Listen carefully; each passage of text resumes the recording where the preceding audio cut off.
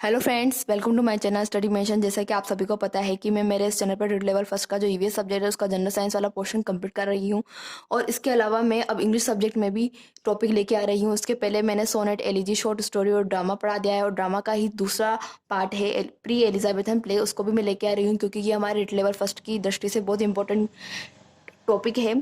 तो इसको शुरू करने से पहले एक बार मेरे चैनल को लाइक कर दीजिए, कमेंट कर दीजिए, शेयर कर दीजिए और मेरे चैनल को सब्सक्राइब कीजिए, बेल आइकन को प्रेस कीजिए और ऐसे ही वीडियो पसंद करते रहे और ताकि मैं मोटिवेट होकर और वीडियो बनाऊं और आप सब पढ़ते रहे। तो शुरू करते हैं pre Elizabethan play. Pre Elizabethan play तीन प्ले में बटा हुआ है। पहला है मिरेकल, दूसरा है मिस्ट्री, तीसरा है मोरलिटी। जो मिरेकल प्ले हैं वो रिलीजियस प्ले हैं, रिलीजियस प्ले, और ये भी रिलीजियस प्ले हैं।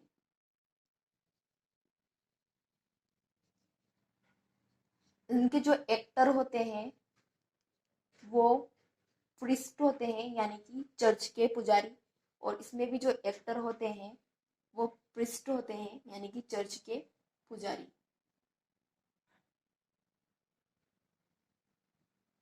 और ये ऑन द स्टेज नहीं, ये ऑन द स्टेज नहीं, ये on the church stage, on the church पर इनेक्ट किए जाते हैं और ये भी ऑन द चर्च इनेक्ट किए जाते हैं। इसके अलावा आप देख सकते हो जो मोरलिटी होती है वो एलिगोरिकल होते हैं, एलिगोरिकल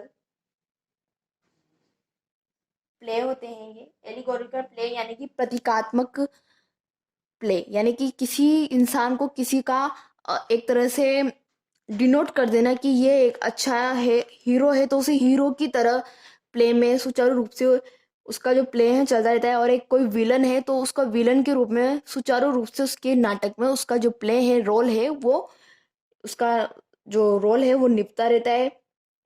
इसके अलावा जो जो मिरेकल होते हैं वो किस पर, कौन सी स्टोरीज पर बेस्ड होते हैं? यह संत संस की स्टोरी पर बेस्ड होते हैं और ये बिब्लिकल बिब्लिकल थीम्स पे आधारित होते हैं। इसके अलावा ये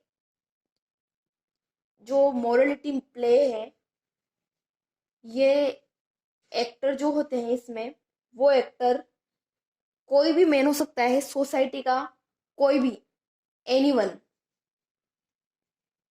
इन द सोसाइटी। जो एक्टर होते हैं वो एनीवन इन द सोसाइटी, कोई भी सोसाइटी का कोई भी मनुष्य इसका एक्टर हो सकता है। और ये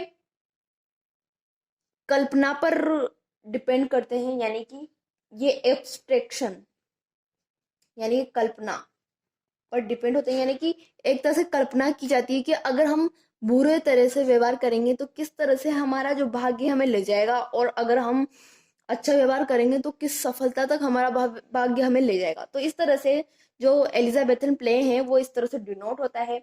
आगे हम चलते हैं प्री एलिजाबेथन जो हमारी प्ले है, इसको हमने पूरी तरह से एक्सप्लेन कर दिया है। अब हम चलेंगे एलिजाबेथन पीरियड। दोस्तों, जो एलिजाबेथन पीरियड है वो एक गोल्डन एज है, यानी कि जो ये गोल्डन एज है 1558 से 1603 तक चला, और इसी पीरियड को हम गोल्डन एज कहते हैं। Golden age of English drama and poetry. इसके अलावा यहाँ पर कुछ एक्ट है, जैसे कि नंबर ऑफ एक्ट्स जिन्हें हम कहते हैं। जब एलिजाबेथन रूल कर रही थी इंग्लैंड पर तब 5 एक्ट्स थे, लेकिन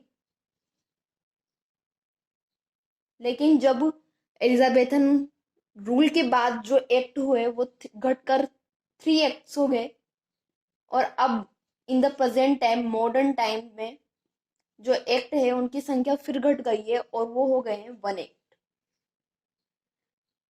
जो एलिजाबेथन है उसको गोल्डन एज इस वजह से कहते हैं क्योंकि इसके टाइम बहुत सारे प्रसिद्ध महान पोइट हुए हैं, जैसे कि Christopher Marlowe, Shakespeare, Edmund Spenser. तो इस प्रकार के बहुत सारे जो जो भी पोइट हुए हैं वो इनके शासन के दौरान हुए, इस वजह से इन्हें गोल्डन एज कहा जाता है। इसके अलावा अब हम पढ़ेंगे कुछ डिवाइसेस पढ़ेंगे हम। इसके अलावा अब हम कुछ डिवाइसेस पढ़ेंगे जो है सोलिकी। तो सोलिकी को हम देखेंगे, तो जो सोलिलकी और एसाइड है इन दोनों में हम कंपेयर करेंगे। जो सोलिलकी होता है वो एक प्रकार से जो एक्टर होता है वो स्टेज पे बिना किसी अदर कैरेक्टर के एब्सेंस में थिंक अलाउड यानी कि तेज सोचता है और खुद से ही सोचता है।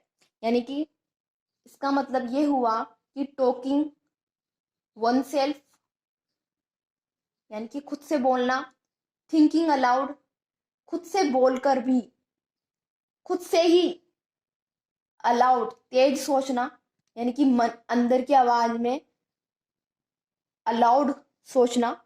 और उसके अलावा ये होता है कि जो एक्टर होता है इसमें अपनी जो फीलिंग्स होती है, फीलिंग्स और एक्सप्रेशन एक्सप्रेस करता है on the absence of other character. यानी कि इसमें जो एक्टर होता है वो अपनी फीलिंग और एक्सप्रेशन को एक्सप्रेस करता है कब, on the absence of other character, character की एब्सेंस में खुद से ही बात करता है और थिंक अलाउड करता है और अपने जो एक्सप्रेशन है या फीलिंग है उनको एक्सप्रेस करता है। कब करता है? जब अदर कैरेक्टर एब्सेंस हो यानी कि उनकी अनुपस्थिति हो। इसी प्रकार जो एसाइड है वो एक तरह से शॉर्ट सोली की होती है, शॉर्ट सोली लकी। इसके अलावा जो एसाइड होता है इसमें एक्टर होते हैं वो प्रेजेंस ऑफ अदर कैरेक्टर में थिंक करता है यानी कि सोचता है। तो मैं आपको छोटे छोटे शॉर्ट पॉइंट के माध्यम से को बता रही हूँ कि सोलिकी में क्या होता है और एसाइड में क्या होता है। शॉर्ट स्टोरी में जो शॉर्ट स्टोरी है वो एक प्रकार की एसाइड है और इसमें जो एक्टर होते हैं वो थिंक करते हैं, अलाउड थिंक करते हैं, अलाउड अलाउड थिंक।